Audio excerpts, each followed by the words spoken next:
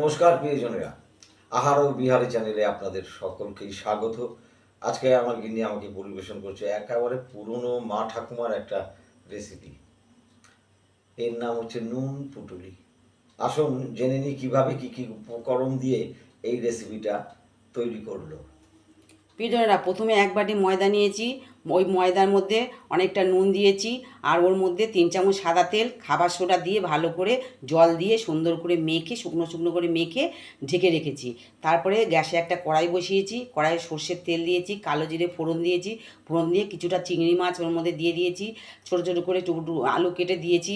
ওর মধ্যে আদা বাটা, জিরে বাটা, পেঁয়াজ বাটা, আর হচ্ছে ধনে গুঁড়ো, হলুদ গুঁড়ো, স্বাদ মতো নুন, আর একটু চিনি আর জল, আর টমেটো দিয়েছি, কাঁচা লঙ্কা দিয়েছি, দিয়ে ভালো করে কষিয়েছি। কষিয়ে নিয়ে শুকনো শুকনো করে তরকারিটাকে নামানোর আগে কিছু চিনেবাদাম ওর মধ্যে ছড়িয়ে দিয়েছি।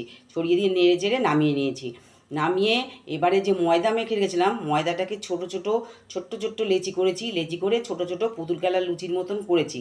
করে ওই লুচির মধ্যে পুরটাকে দিয়েছি। দিয়ে সুন্দর করে কুচিয়ে ভাঁজ করে, যেরকম চোখে কিছু ঠান্ডা লাগলে যেরকম নুনের পুটুলি দেয় বানায়, ঠিক সেই রকম করে বানিয়েছি। বানিয়ে নিয়ে ওটাকে সাদা তেলে ভেজেছি। ভেজে পরিবেশন করেছি চায়ের সঙ্গে। আজকের নুন পুটুলি খেয়ে বলুক কেমন হয়েছে। তাহলে প্রিয়জনেরা সকল শুনলেন, জানলেন কীভাবে এই রেসিপিটা তৈরি হয়েছে। আমি এখনই আপনাদেরকে স্বাদ নিয়ে জানাচ্ছি কেমন হয়েছে খেতে।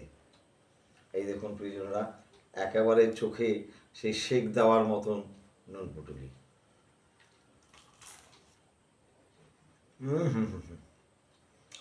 দারুণ,